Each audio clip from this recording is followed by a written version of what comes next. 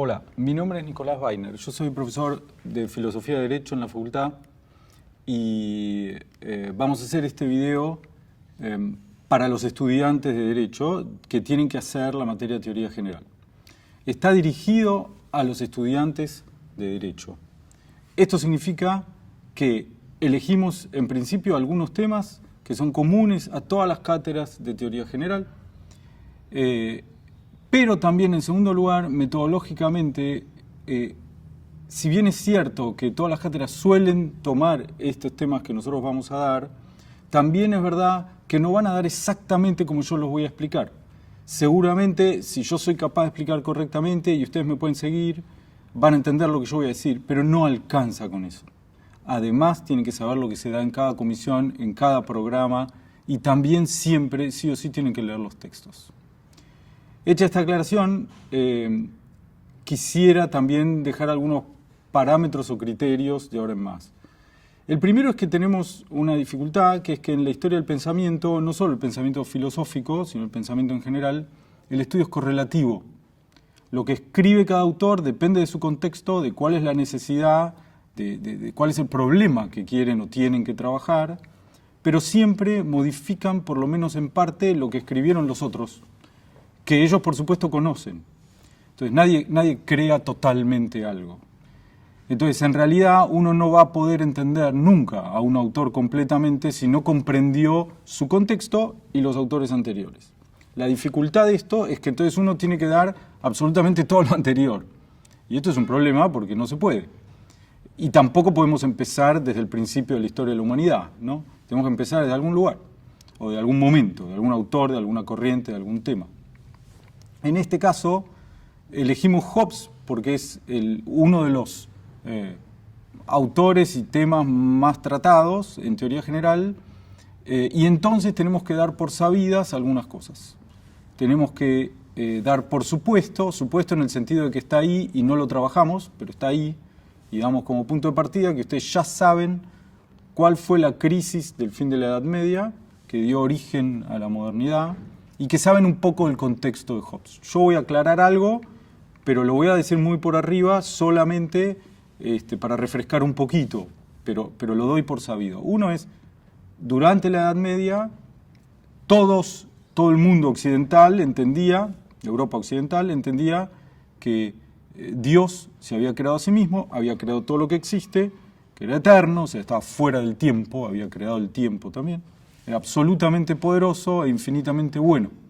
La naturaleza había sido creada por Dios y dentro de la naturaleza hay una jerarquía de seres. El ser humano es el que está ahí arriba de todo y todo está puesto ahí para que el ser humano se aproveche de todo eso. Entonces, como Dios había transmitido en las Escrituras, en la Biblia, todos los deberes, obligaciones, etcétera, que nosotros tenemos que cumplir, cualquier sistema jurídico tenía que fundamentarse y no podía contradecir, tenía que ser coherente con las Escrituras.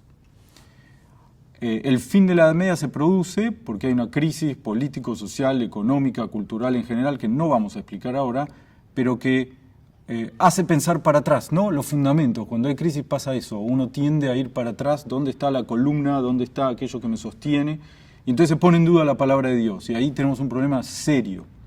Porque, como decía bien Descartes, no sé de qué agarrarme, no sé dónde está la causa incausada que causa todo lo demás. Yo me pregunto por qué hago lo que hago y sigo con el por qué. En algún lugar tengo que encontrar una causa incausada, ya Dios no lo es. Entonces tengo que buscar algo que a mí me permita fundamentar todo lo demás. Entre otras cosas, un sistema jurídico. Eso por un lado. Por otro lado, el contexto de Hobbes es que él vivía en Inglaterra. Hobbes vivió de 1588 a 1679. Y en la época de Hobbes, siglo XVII, había guerra civil, guerra con Holanda, guerra civil, guerra con Irlanda, guerra civil, guerra todo el tiempo.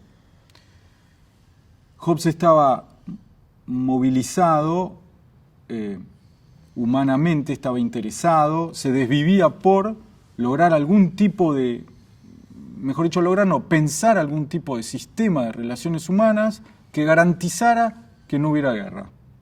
Ese era su objetivo, ¿no? Y ahí el derecho es fundamental, por supuesto. Entonces, en líneas muy, muy generales, esos son los contextos que yo doy por sabido y que entonces ahora me voy a poner a explicar un poco Hobbes. El punto de partida es que, o uno de los puntos de partida, es que el ser humano es un elemento más de la naturaleza. Ya no hay jerarquías, como sí había habido en la Edad Media y también en la Antigüedad. Y además de eso, cualquiera que piense cómo es nuestra vida se da cuenta de que necesitamos respirar, necesitamos comer, necesitamos vestirnos.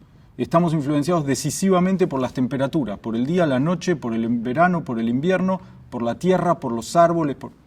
Somos un elemento más de la naturaleza, interactuamos todo el tiempo. Para comprender entonces la naturaleza humana, antes hay que entender qué es la naturaleza en general, porque somos un elemento más de la naturaleza. En griego, naturaleza se dice physis. Entonces hay que estudiar física para luego comprender la naturaleza humana. Y los puntos centrales que a Hobbes le interesa marcar de la física son los siguientes. Si uno se tiene que poner a estudiar la naturaleza en general, empieza por donde ustedes quieran. Puede empezar por este sillón, por el piso, por la nube que está por ahí, por el aire. Lo primero con lo que uno se encuentra es que la cantidad de cosas que hay es infinita. Uno no termina nunca de contar, de ver, de qué yo. Mi zapatilla, mi media, mi pantalón empieza, sigue, eternamente. Entonces, hay infinitas cosas. En segundo lugar, cada una de todas esas cosas que existen son cuerpos que se mueven. No son cuerpos y punto, son cuerpos que se mueven. El cuerpo es movimiento, ¿no? Yo estoy sentado en este sillón, parece quieto, ¿no? Sin embargo, si yo quito el piso, que es medio difícil, ¿no? Si quito el piso, el sillón se va para abajo. Entonces se está moviendo. Aunque las coordenadas espaciales sean las mismas, hay movimiento porque el sillón está ejerciendo una fuerza sobre el piso. Por eso todo lo que existe es cuerpo en movimiento. Si yo me pongo a estudiar cualquiera de esos cuerpos, la nube, el piso, el sillón, un auto que pasa por ahí afuera, lo que sea, me encuentro en primer lugar con que tienen límites espaciales, tiene alguna forma, incluso el aire, ocupan un lugar en el espacio, ¿no? Son medibles geométricamente, entonces son finitos, finitos en el sentido de que terminan en algún lado, geométricamente, espacialmente, en algún lugar se termina. Además, cada cosa que existe empezó a existir en algún momento y en otro momento va a dejar de existir, sea lo que sea, cualquiera de nosotros, no sé, este piso que fue construido en algún momento pasarán 50 años, 100, 200, no importa, en algún momento va a dejar de existir. Entonces ocupan un momento en el tiempo. Entonces ocupan un lugar en el espacio y un momento en el tiempo. En ambos casos son finitos. El tercer tema, que es el más importante de todos, es que cada cosa que existe, que es cuerpo en movimiento, se mueve con algún grado, con alguna manera de fuerza. El sillón se está moviendo con alguna fuerza para abajo. Yo hice así recién, estoy ejerciendo una fuerza, ¿no? El viento cuando se mueve ejerce una fuerza. Todo cuerpo en movimiento es ser fuerza.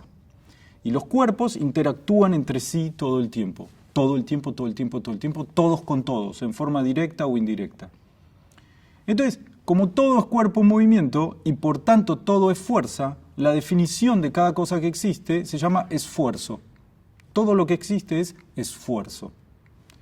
Ahora bien, si uno se pone a estudiar cualquier cosa, un árbol, el árbol que se relaciona con la luz del sol, con la tierra donde está, con el aire que lo trata de mover, etc., no busca que el sol esté mejor, no busca que la tierra esté mejor. Todo lo que existe es cuerpo en movimiento que tiene fuerza y lo único que busca es estar mejor. Uno mismo, ese cuerpo, ¿no? Cada cosa hace una fuerza para estar mejor. ¿Qué sucede? Uno tiende a pensar que esto no es así, porque uno tiende a pensar, pero una mamá del reino animal, de cualquier animal que sea, ser humano, por ejemplo, en realidad no se busca a sí misma, en realidad quiere que su hijo esté bien. La Madre Teresa de Calcuta no busca estar mejor ella, sino que solamente busca que aquellas personas a las que cuida estén mejor. Bueno, esto es un gran debate en el siglo XVII, pero la conclusión a la que se suele llegar siempre es que por algún motivo vos que sos mamá o papá querés que esté mejor tu hijo y no otro, ¿no? A vos te hace bien que sea así. Hay algo que es previo a la voluntad, que es casi intuitivo, que es visceral, que hace que vos cuides de esa otra persona, ¿no? Lo mismo pasa con la leona y su hijo, con quien sea. Pero uno está bien cuando hace eso. Es uno el que se cuida a sí mismo cuando cuida del otro. Entonces, aún así, aún la madre con el hijo, que sería el ejemplo más extremo, está buscando estar bien ella, porque cuidando al hijo está bien ella. Si esto es así, cada cosa que existe es cuerpo en movimiento, cada cosa que existe es esfuerzo, pero es esfuerzo por perseverar en la propia existencia. Todo lo que existe es esfuerzo por perseverar en la propia existencia. Y todos hacemos lo que hacemos para estar mejor. A veces nos equivocamos, a veces nos sale mal, a veces nos perjudicamos a nosotros mismos, pero la intención, el movimiento, es estar mejor. Entonces, somos esfuerzo por perseverar en la propia existencia. En ese esfuerzo que continuamente realizamos mientras estemos vivos, en realidad, y en el que siempre, sí o sí, estamos relacionados con todos los demás, si nosotros logramos lo que estamos buscando, por ejemplo, aprobar una materia, o comer si tenemos hambre, o la infinidad de ejemplos que ustedes quieran pensar, resulta ser que podemos tener más fuerza que antes o menos fuerza que antes. Entonces la fuerza se mide cuantitativamente en grados, que en la época se llaman grados de potencia o poder, ¿no? Entonces somos esfuerzo por perseverar en la propia existencia y buscamos tener cada vez más grados de potencia o poder. Pero como dije recién, nos relacionamos todos con todos todo el tiempo. O sea, somos relaciones de esfuerzo por perseverar en la propia existencia. Es decir, que somos relaciones de poder. Si entendemos que así es la naturaleza, luego es fácil entender la política. Y si es fácil, o sea, la política es relaciones de poder. Y si es fácil entender la política, entendemos cómo hacer, dice Hobbes, para construir un sistema jurídico, basado siempre en la naturaleza humana. Recuerden, todavía no lo expliqué, pero siempre con el objetivo de evitar la guerra civil. Principalmente la guerra civil. La guerra con otro país, pero principalmente la guerra civil, ¿no? Entonces, ¿qué pasa? Una vez que Hobbes tiene más o menos en claro estos principios generales de la naturaleza, tenemos que empezar a pensar cuáles son los movimientos específicamente humanos. Todo es movimiento, todo es cuerpo en movimiento. Lo que a nosotros nos interesa es cuáles son los movimientos específicamente humanos. Acá hay un concepto, hacemos un pequeño punto, porque hay un concepto que tenemos que comprender para luego poder entender todo lo demás.